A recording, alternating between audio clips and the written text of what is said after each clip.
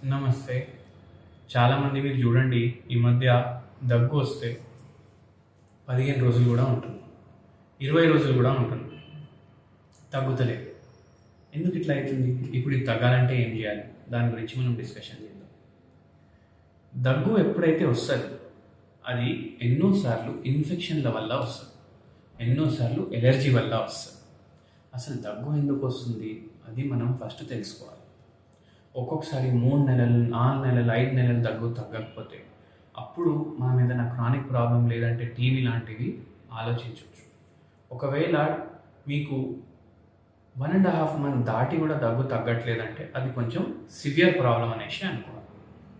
కానీ ఏమవుతుందంటే కోవిడ్ తర్వాత ఇప్పుడు అందరు ఏమంటారు, అరే నాకు కోవిడే రాలేదు, నాకు రాలేదు కోవిడ్, మీరేంది కోవిడ్ తర్వాత అంటున్నారు అంటే ఏంటంటే అర్థం కోవిడ్ పాండమిక్ తర్వాత.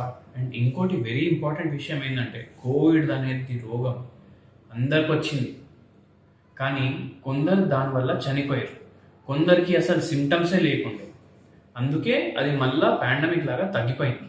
దాన్ని హర్డ్ ఇమ్యూనిటీ అంటారు. అంటే ఇప్పుడు ఎవరెవరు మనం ఉన్నాం కదా, మనం అందరం దానికి హర్డ్ ఇమ్యూనిటీ డెవలప్ చేసుకున్నాం. కానీ ఏమైపోయింది, కోవిడ్ తర్వాత చాలామంది హార్ట్లు వీక్ అయినాయి, లంగ్లు వీక్ అయినాయి. దానివల్ల ఇన్ఫెక్షన్స్ రెగ్యులర్వి కూడా వస్తే ఎన్నోసార్లు 10 రోజులు 15 రోజులు ఉంటున్నాయి.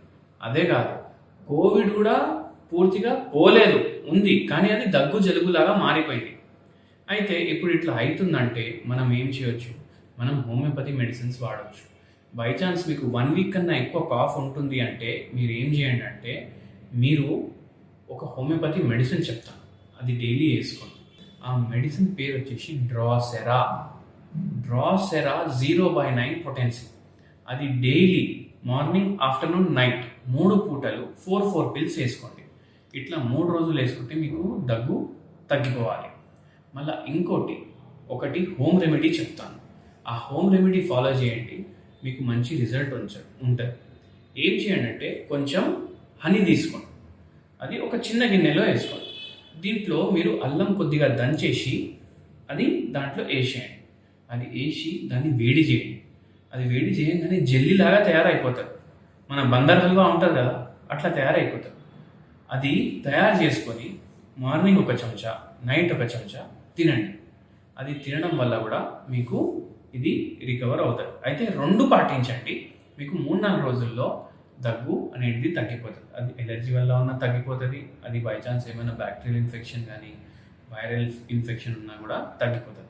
ఒకవేళ తగ్గట్లేదు, మీరు ఒక పని చేయండి, మీరు ఫిజిషియన్ని కలవండి. ఎందుకంటే ఏమైనా ఇన్వెస్టిగేషన్స్ కూడా రిక్వైర్డ్ ఉంటే వాళ్ళు చేస్తారు. కొందరికి మళ్ళా కఫం వస్తుంది బాగా, ఇట్లా చేస్తారు కదా. ఇట్లా ఎందుకు చేస్తారు చూడండి, స్మోకర్లు ఉంటారు, వాళ్ళు సిగరెట్లు తాగి వాళ్ళ లంగ్లు మొత్తం సగం చచ్చిపోతాయి, దాంట్లో ఇట్లా కఫం వస్తుంది.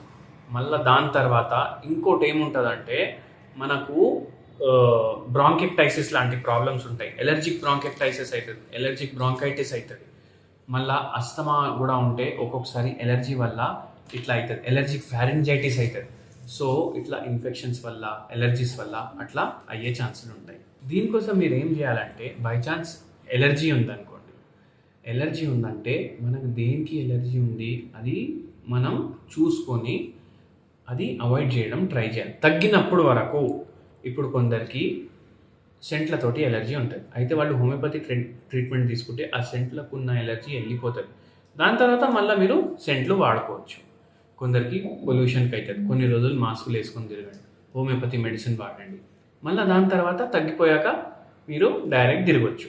సో హోమియోపతి మెడిసిన్స్ వాడడం వల్ల ఎలర్జీ ప్రాబ్లం కానీ, క్రానిక్ ఇన్ఫెక్షన్స్ కానీ, క్రానిక్ సిఓపిడి కానీ ఇవన్నిటికీ మంచి నివారణ ఉంటుంది.